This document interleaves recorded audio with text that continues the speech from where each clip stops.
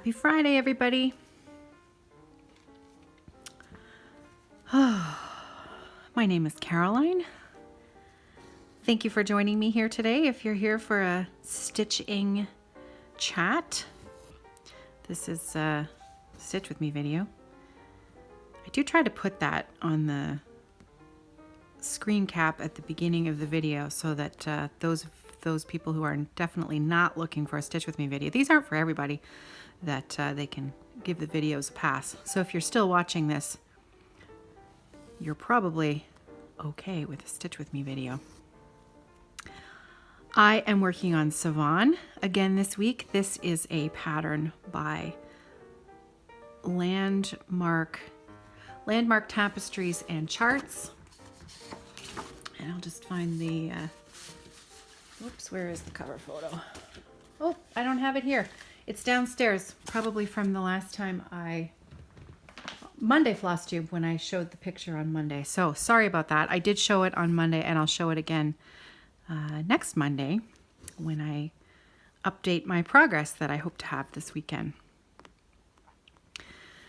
The funny thing about these charts, they're hard to find.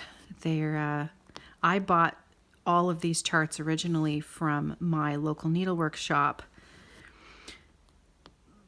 They have since closed down. I have another local needlework shop that opened up, Stitch It Central here in London, but these charts I purchased before from Thread and I when they were still open. But I do know for a fact these charts can be ordered through a website. I believe the owner is down in California. Her name is Claire, and the website is celtichobbies.com.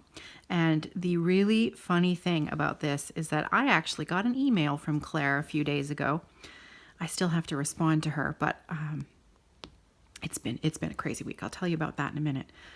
Claire emailed me to say that she just found my floss tube because they'd had a run on the Sevan chart and she couldn't figure out what was going on because it certainly wasn't one of their most popular patterns, and she couldn't figure out why all these people were ordering it. Well, floss tube strikes again. But there's such a difference between seeing a photo of something, and I mean the photos on those charts, they're not even stitched photos. They're a computer representation of what the chart will look like when it's stitched. So the colors are not true. The picture it's small and grainy, and you have to really look past. Now, what am I going to do here? Let's see. I'm definitely going to run out, but we'll go for it anyways. I'll just do a half leg and then I'll cross on the way back with a different thread. Be flexible, right? It's DMC, so I don't have to worry about the color not matching on a different leg when I go back the other way, even if I don't do it right away. So I thought that was quite amusing, and I know somebody posted on the Facebook group a few days ago that they'd received a really nice email from Claire saying, we're sorry, but due to a run on that pattern, we're out of stock, and they'll have to wait a few extra days for their order to be shipped out because they were waiting for more stock. So I think that's pretty great customer service, and it wasn't even a long delay. It was only maybe a week extra that they'd have to wait. So if you are like me and you love geometric designs and these patterns really float your boat, I think ordering through Celtic Hobbies is, I would recommend them. And like I said, she has no idea who I am, so I appreciate their customer service. Okay, now I know I'm out of the screen here. I'm just going to end my thread and rethread. So sorry, you're not going to see me do that. I'm not going to fiddle too much with the camera angle today because I had a bit of trouble setting it up. I don't know, I think it's the weather. It is raining here today quite a bit, And I film these Stitch With Me videos upstairs in my bedroom. We do not have an attic in this house. We have cathedral ceilings up here with skylights in them. And so when it rains, it can be loud. But I love that sound. I just love that sound of rain on the roof. And so I'm going to film this video anyways, even if the rain starts getting a bit heavier. I think it's stopped at the moment, but I fully expect it'll start up again. And hopefully then you can hear what I get to hear. Just that sound of rain on the roof is so nice. All right, so I think I know you can't see it, but I'm going to start back where I ended my last thread. And of course, I've just knotted my end. Okay, so I'm gonna move the camera because I think this is important to share. I've had people ask me before how I keep the backs of my work so neat. Okay, so I'm gonna move the camera. Now, can you see? No, let's see if I can do this.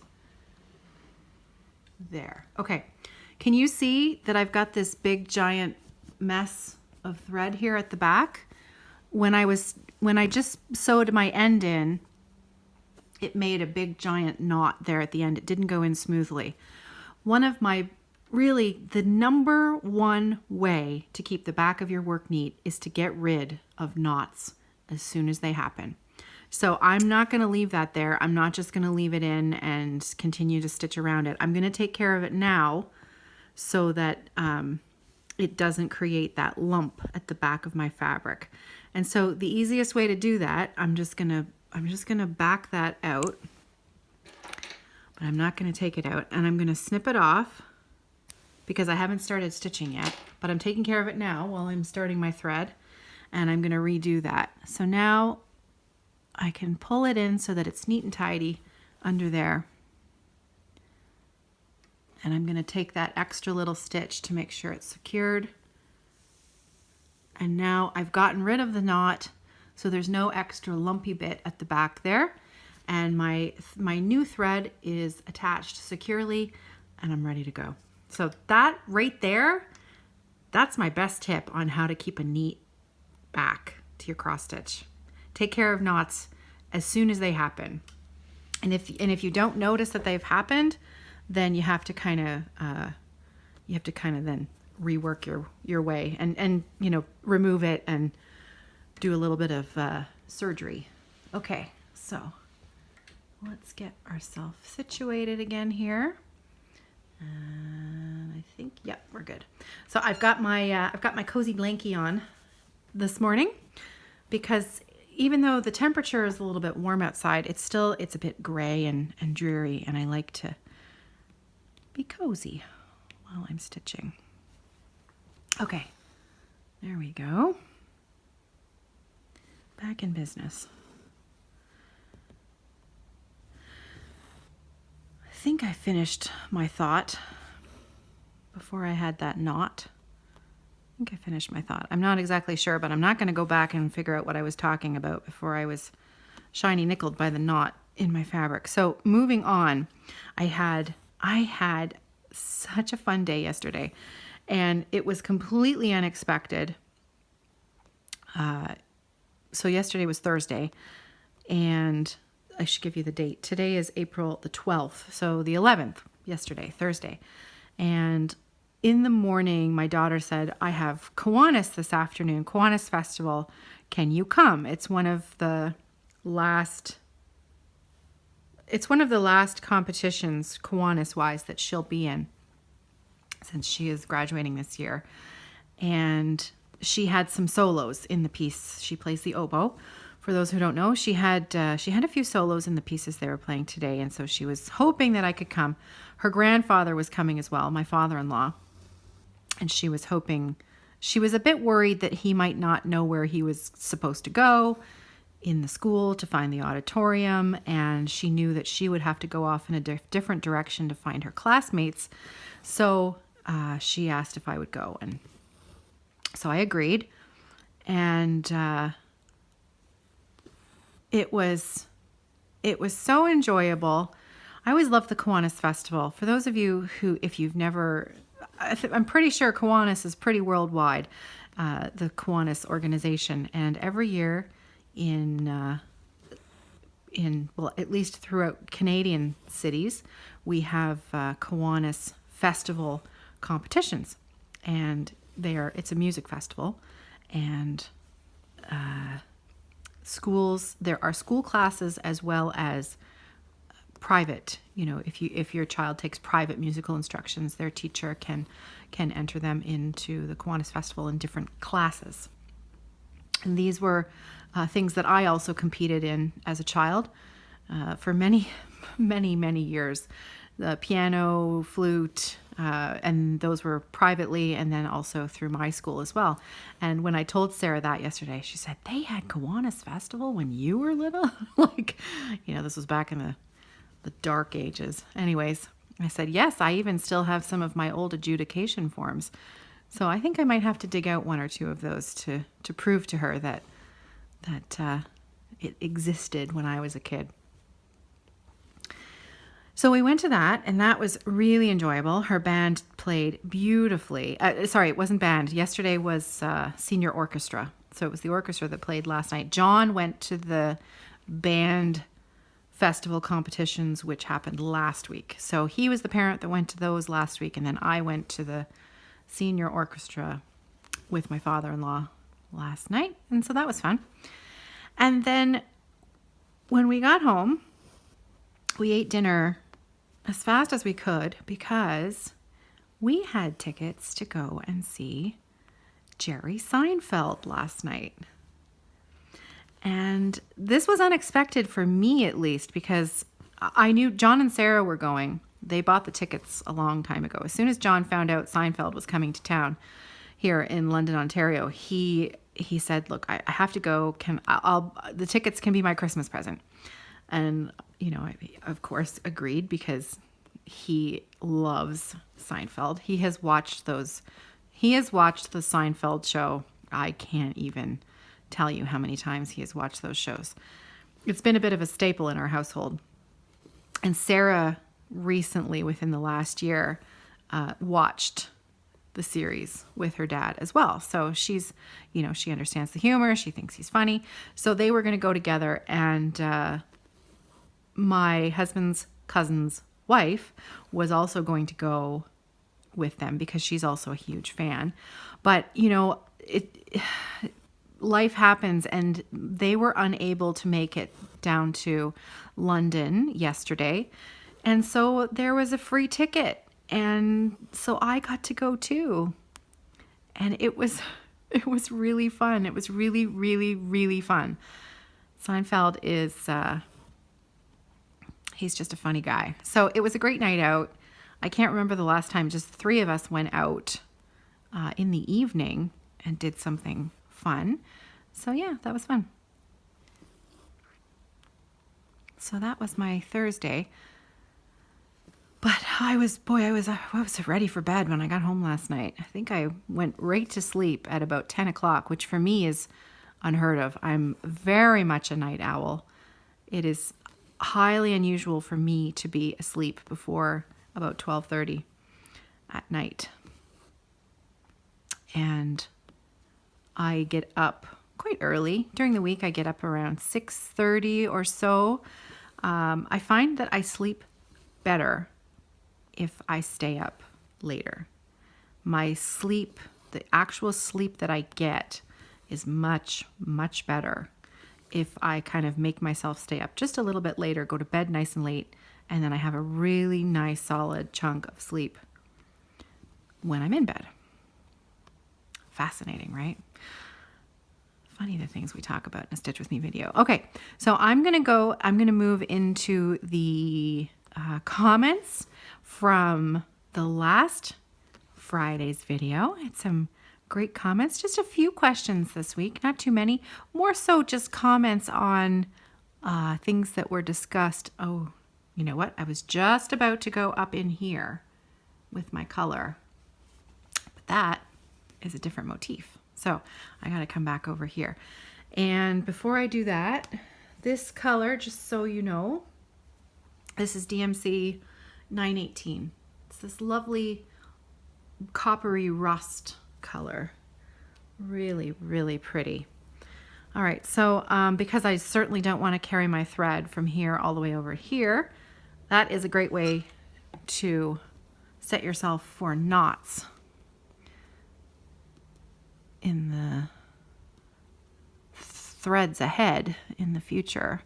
So I usually anchor my thread down a few places. This is a very awkward angle because of where I've got the camera, so just hang on a sec.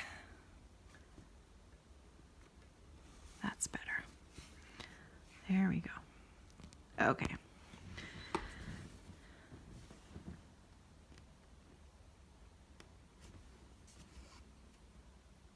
Good. Off to the races. Okay, so like I've been doing recently, I took photographs on my iPad of the comments and questions to talk about today, and I did not put them in any kind of order because I was trying to do it quickly this morning. So I'm going to start from the oldest comments and work my way backwards. So I may have to revisit a topic briefly. I'm not exactly sure. We'll see what happens here. All right, so I'm starting off with a comment and question from E. Kennedy. And I'm assuming that it's a she. She says, it could very well be a male. We have lots of male stitchers. Caroline, I always enjoy watching your Stitch On Friday off the grid. Thank you. I love the diverse types of patterns, fabric you enjoy stitching. I have a question piggybacking Tracy Parker's question about using variegated floss. When stitching ink circles, quicker motifs, and other designs calling for variegated floss that aren't solid coverage, how do you decide your stitching path to get the most out of the variegation?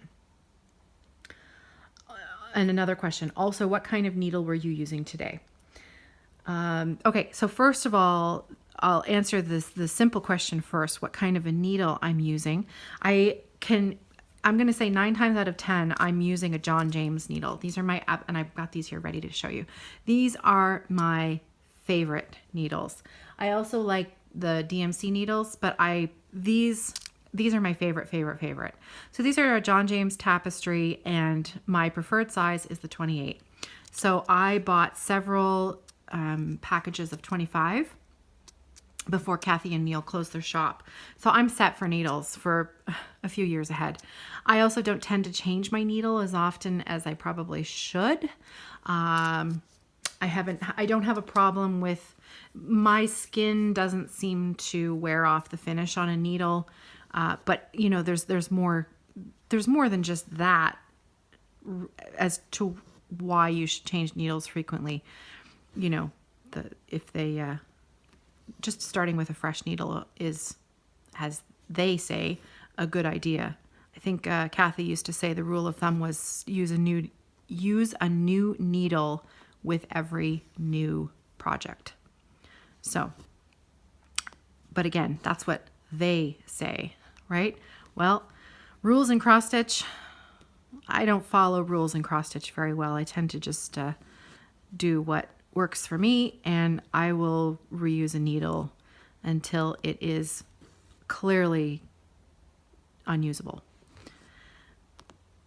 So yeah, 28 John James, and I would bet donuts to dollars that's what this is. But as you can, actually you can't see it. Oh, you can a little bit. See this? My needle minder. This is pretty much par for the course around here. I usually have a needle minder with 4 or 5 needles on it. So probably I've got 5 needles. I'd probably say only one of those is not a John James. I know one of them is a Bowen.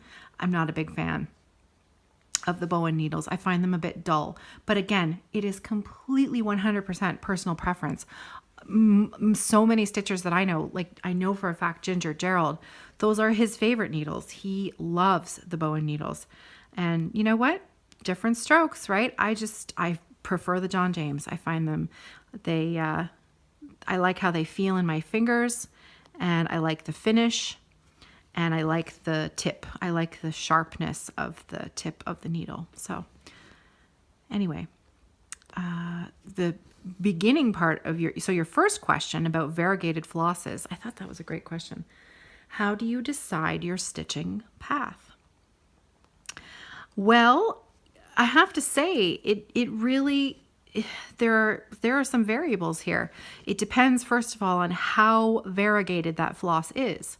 Is it lightly variegated so that there's only a slight difference in the length of the thread that you're using, or is it like a crazy difference? You know, some of those beautiful hand-dyed floss silks that you can buy from Silks For You come to mind, where, you know, the variegation is there might be 5 different colors in one skein of floss, and maybe you run the gamut from, you know, pinks to blues to greens in one length of floss, and you'll see people using them for the large scale designs, you know, like the Big Red Ship of Life, or any of the ink circles, Cirque de Circle, or the square one. What was the Caro? You know the ones I mean. Those large scale ink circles projects. And how do you choose the path? Well, I think a lot of it is it's personal preference. If you want more of one color in one section of the motif, then you need to maybe cut your thread so that you're only going to get that color in there. Or do you go back and forth and back and forth? Depends on what look you want. If you don't want that stripy look, well, then you're going to have to take a more you know what I mean, right?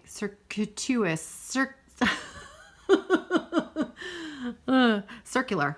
You're going to have to take a more circular route. Circuitous. I think I got it. Circuitous? That's such a good word. If I could say it right, we'd be better off. So if you look at what you're stitching and think in your head, how do I want this to look? Then, you know, you can choose your path.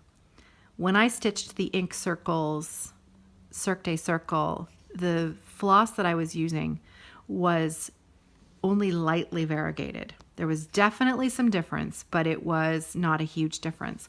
And so I just stitched. I didn't really think about what was going where. And because I was using just the one thread for the entire design, it just kind of ended up variegating itself. You know, it just sort of, because you're cutting your length and using up the length and cutting a new length and using that, it sort of did it on its own. But if I were using variegated floss on a house, if I was using that same silk floss on stitching a house design, and I didn't want the house to look like it had stripes, then I might choose a path that went up and down and over and across and then up, and then fill in the blanks so that there was a little bit more haphazardness. The other thing that you can do is you could stitch the bottom leg of a row and then come back the other way and do that. And that's going to give you a more subtle effect instead of completing the cross, which you're supposed to do with variegated floss. However, if the look that you're wanting is more muted and you want it a little bit more, you know, divided up, you can do that. You can make one leg and then come back and finish the other leg of the cross. Again, my best advice is experiment. Just experiment with it and see what it is that you like the best. It's just floss, which is hard because I say that, right? It's just floss, but I'm the kind of stitcher who I like to use up every last centimeter of floss. So experimenting with something and then having to frog it out and throw it away, that's not really going to be what I'm looking for. But if it works for you and other people who aren't so crazy about using every last centimeter of floss, well, that might just work. But thank you, E. Kennedy. Great questions. Thank you so much. Okay, I have to go downstairs and get a cup of coffee. So I'm going to pause this video. I'm going to pop a little ad in here, and I'll be back in a minute. Okay, I am freshly caffeinated and freshly threaded, so ready to go here. And next up, I had a comment sent in from Carol Lord, and this goes back to the conversation that I had at the beginning of last Friday's video about poutine. And I have to say, the way that I pronounce poutine is very much an anglicized version of the word. And Carol is quite right, because she is a born and raised Montrealer. And now she's out in Calgary. But she is absolutely correct when she says it's a French word. And she said this. She sent me this message very kindly. And, you know, I have no problems with being corrected or helped with anything when it's done in a kindly way. And so I appreciated Carol sending me this message. Because it's a French word, the pronunciation of it should be the French way, which is poutine. And I did know that, but where I live, we anglicize everything. So if there's a French word that's, you know, we're generally going to say poutine, and most people around here would say poutine, but she's absolutely correct. It is poutine. It's a French word, and that's how it's supposed to be pronounced. So, and you want to know what's really funny?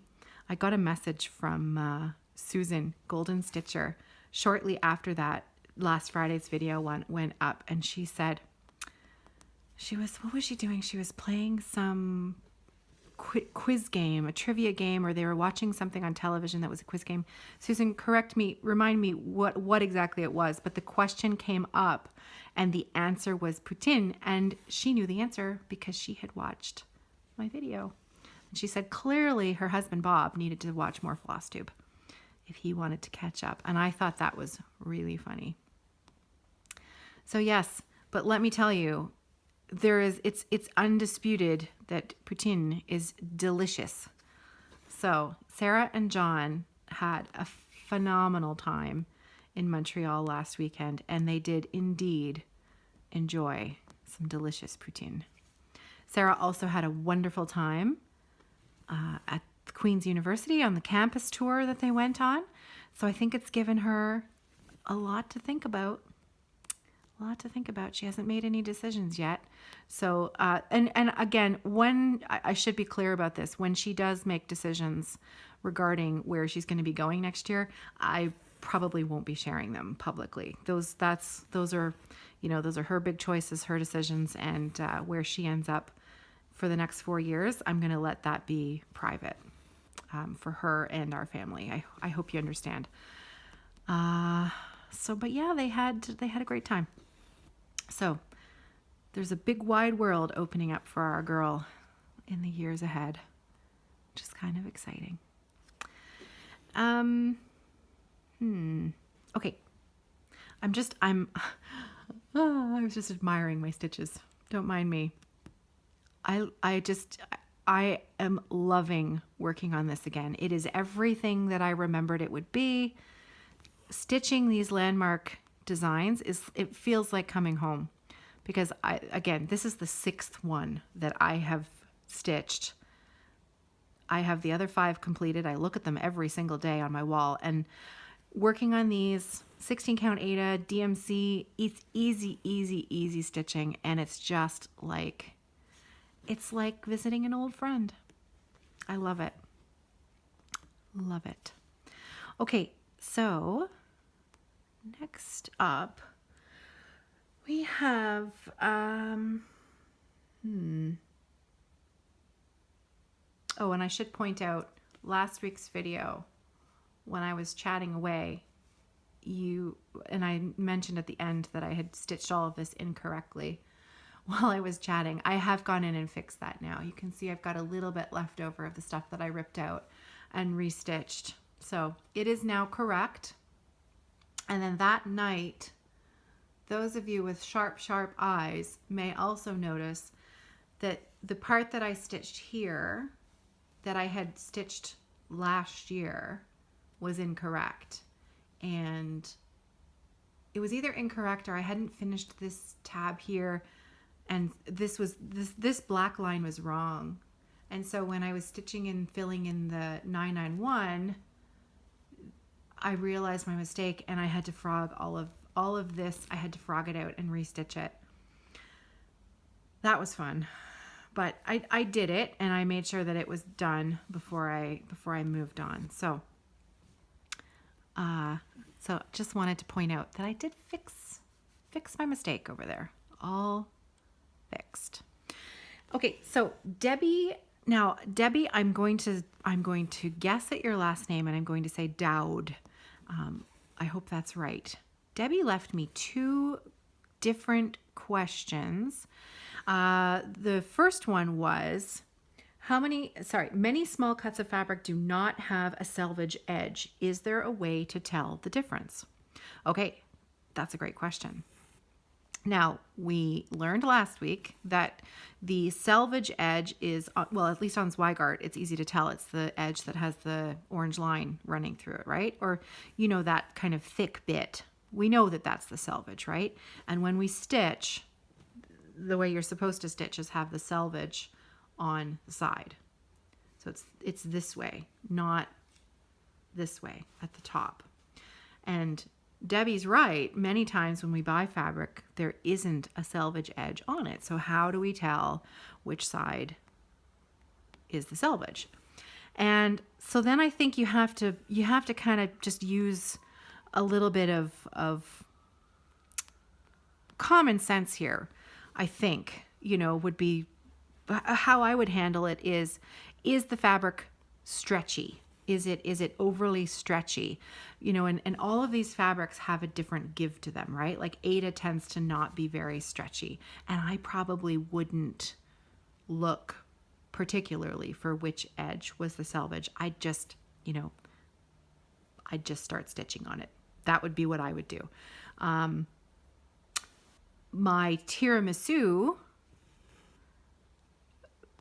which I have neglected, and there's no way in that I'm going to be able to finish that by the time Gerald has done his large piece competition. So I'm going to have to pull the wool out if I'm going to get on with that. But that fabric is very stretchy.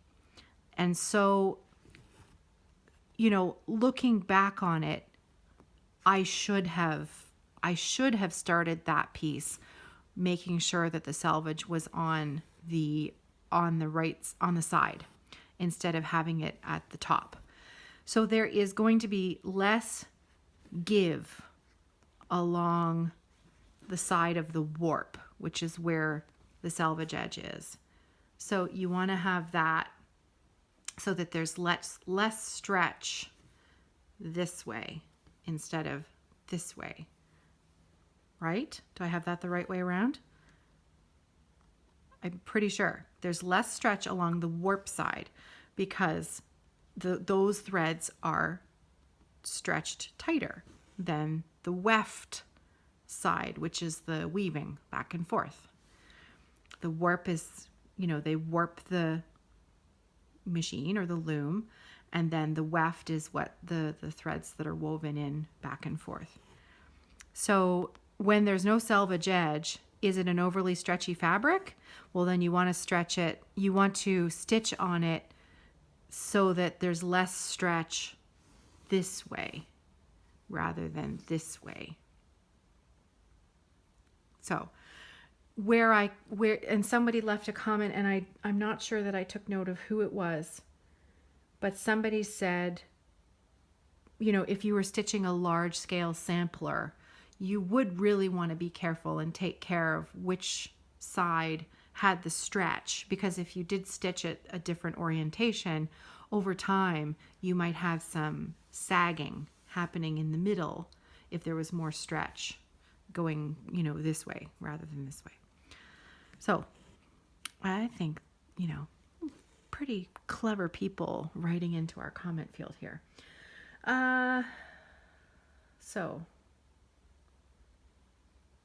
Okay. Andy Bailey Andy Bailey, this again, so I'm doubling back here. I'm going with overdyed floss here because I thought her comment was interesting. When I stitch an area with overdyed floss, I cut a 20-inch length of floss and double it, starting with the loop method. Then I work a journey out, then return to cross the threads. That gives a subtle color look. I know, it is against the rules of completing each stitch as you go. Okay, so, but not only is she doing one leg there and then coming back, but she's also, oh no, she is doubling. Okay, so it's 2 threads and then she starts with the loop method. Or is it one really long length and then she's got the needle in the middle of it, kind of like I do with my DMC? So Andy, can you clarify that for me, please? When you mean you double it, does that mean that you've got your needle trapped in your thread? Like this is how I stitch my DMC on these designs, because I find it faster for me. It's not how you're supposed to do it, because then you've got, see, there are fibers on your thread, right? And they lie one direction.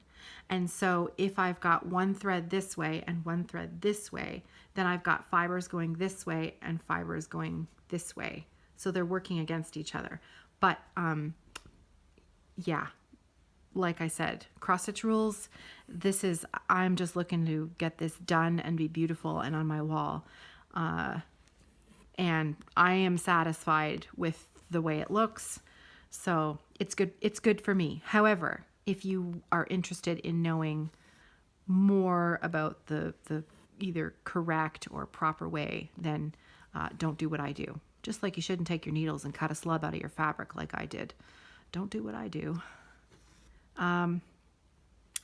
So Andy, tell me, are you doubling one length so that your needle's in the middle, so that you have one color this way and one color that way, so that they're not matched up? Or do you mean you're stitching with 2 threads?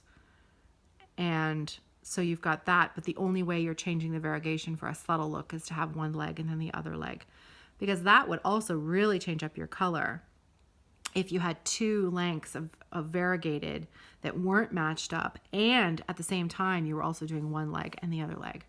Kind of like a double whammy of mixing up those colors. Curious, but interesting at the same time. Okay. What else have we got here? Oh, Debbie again. Her second question was, how do you know which floss base is being used? This goes back to a comment that I made last week about Weeks dye work floss. And I said Weeks uses an anchor base, whereas I believe that Crescent Colors uses a DMC base of floss before they start the dyeing process. And Debbie wanted to know how I knew what base they used. And the answer to that is that Kathy told me, my local needle workshop owner and friend, Kathy. And I recently asked her how she knew, and she said that the dyer, the Weeks dye work, there's the woman who started the company. What is her name? I don't know her name, but she is the one who told Kathy that it's an anchor base. So from the horse's mouth, I guess, as it were, that it's an anchor base. And I mean, you can feel it, right? If you've done a lot of stitching with anchor floss and DMC floss, there's a different hand feel. It feels different in your hand. And when you stitch with Weeks, you can feel it's different than Classic Colorworks. Also, I think Victorian Motto Sampler Shop, I think she uses a DMC base, pretty sure. I don't think I asked her, but I was going off of hand feel, of how it felt in my hand. It does feel like a DMC. Anyway, but Weeks Dye Works, man, those colors are beautiful. Aren't we lucky to have such a beautiful hobby? Okay, look at that. I finished it. Done. Okay, and I think I just have one more question. And so I'm going to finish up that question while I sew in my end, and then I'm going to go and get back to sewing. I've got quite a bit more sewing to do today before my work day is over. And I'll get this video uploading while I'm doing that. And then tonight for me, I'm going to be able to start my stitch in at 7 o'clock tonight. This 6 o'clock, we're going to be eating dinner with my father-in-law tonight. And now that he is back in Canada with us, he's back from his winter holidays, he now eats with us from Thursday to Sunday night. So I can't really start my Friday stitch in until after we've had our family dinner together. So most likely at 7 p.m. is when I will be starting my stitching. So I might try to go from 7 until 1. And I know there will still be some stitchers on the West Coast who won't have gone to bed yet. So I look forward to checking in with the group tonight. I'm going to be working on some secret stitching tonight. So I won't be able to post photos of that, but I will also be working on my Lizzie Kate mystery Christmas. Well, it's not really mystery anymore because all of the parts have been released, but I'll be working on that tonight as well as my secret stitching. So the very last question of today's Friday video is from Kyle, who sends me a question every week. Kyle, Stitching in Sound, and he wants to know, what types of designs do you admire but wouldn't stitch? For me, it's primitive designs. I love seeing a lot of them, but primitive type designs aren't my thing. So that's Kyle. And I really like this question because it's one of the things I love about FlossTube and the Facebook stitching groups and meeting stitchers all over the world is seeing that everyone stitches, your taste kind of reflects what you stitch. But more than what you're stitching, the very fact that we are stitching point blank, and the fact that I can appreciate someone else's designs that might be something that I would never stitch, or you're watching this video and you're looking at this and you're thinking, why on earth would she ever stitch that? Well, for me, this is bigger picture kind of thing, right? Yeah, this is not much of anything. But when I look ahead to what this is going to become, it makes me excited. And I love this kind of stitching. It's simple, it's homey, it's comforting. I love it. So what do I admire that I would never stitch? Right away, I can tell you, it's what Kyle loves to stitch the best. It's the ladies, the Miras, the Nora Corbett's, the, what's the other designer? Lavender and Lace. You know what? I look at those and I am blown away by how beautiful they are and how intricate and detailed, and the beading and the back stitching that brings everything to life. Those dresses that are massive and billowing, and they look like real fabric. Like they are stitched ladies that look like ladies. But I have absolutely zero desire to stitch them. But I certainly can appreciate them because, man, that's talent. I mean, the designers of those, to make those look the way that they do, that's talent. And then, for people who love stitching those, I love watching their excitement as the design comes to life. Who was I watching recently that was stitching a lady? I want to say it was Stitchin' Mommy.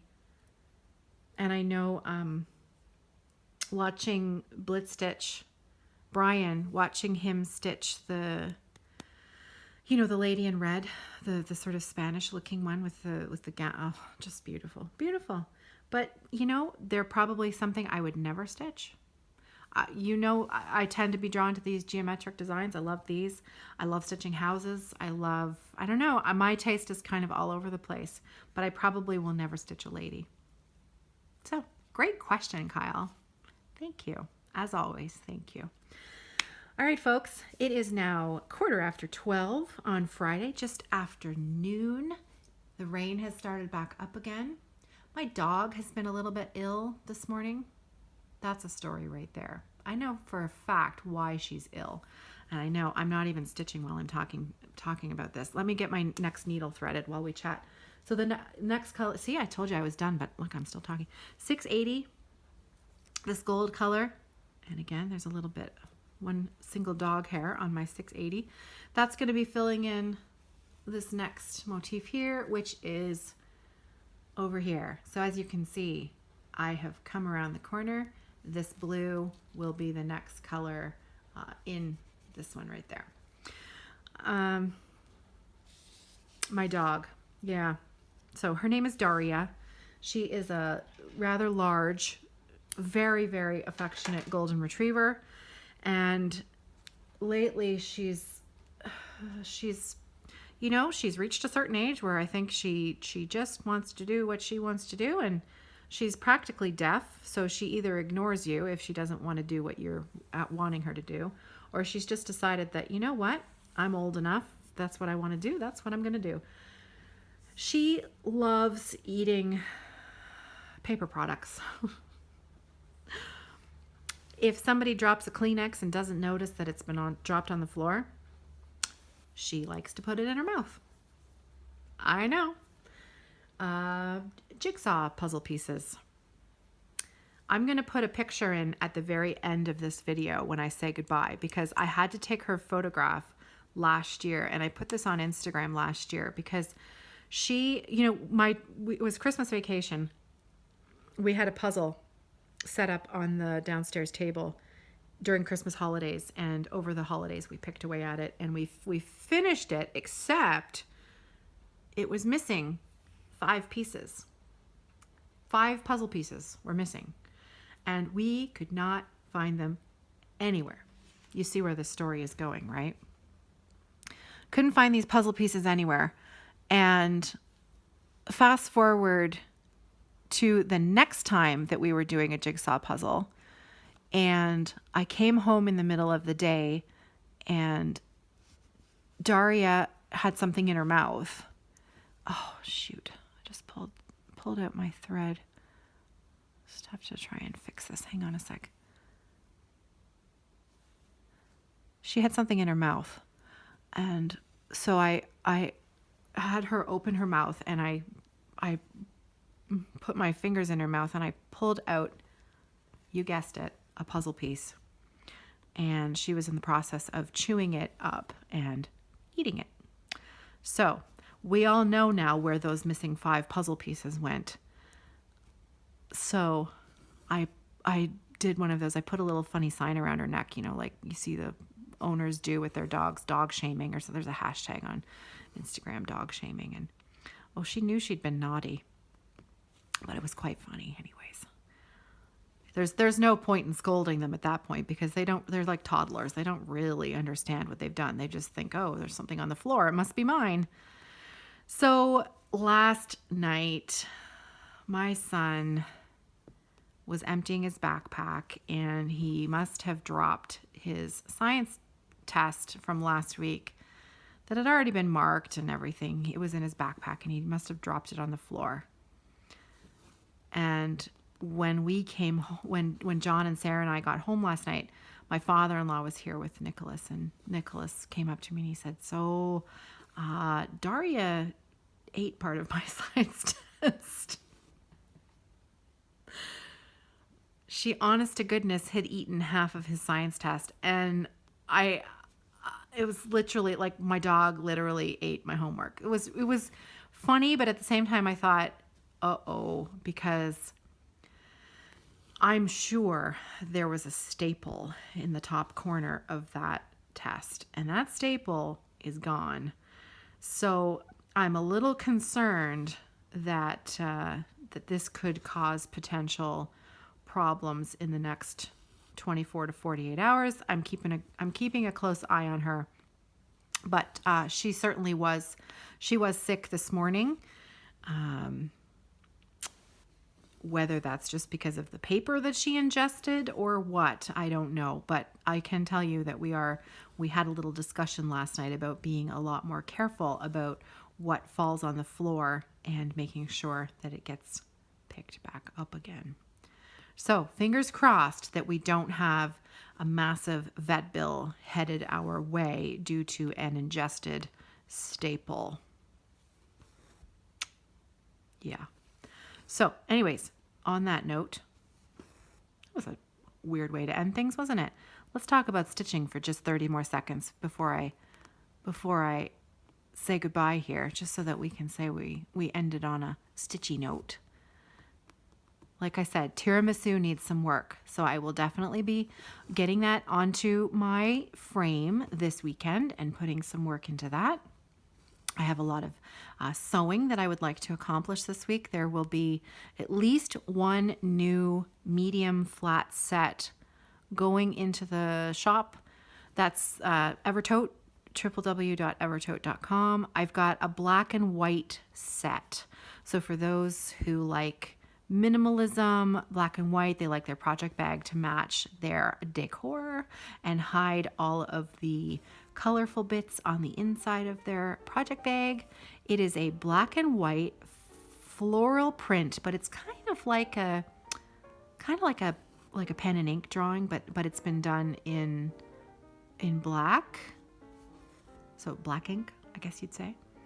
And then I've got a pretty cool lining to go on the inside of that one. So I hope to have the medium set listed in the shop by the end of the day today. And I've got a few other orders to get ready to go out the door. And so yeah, other than that, it's going to be a stitchy weekend. I look forward to seeing everybody over on the Facebook group, Friday Off the Grid. And then I'll see you again on Monday for a regular Monday Floss Tube update. Happy stitching, everybody. Have a great weekend. I'll see you on Monday.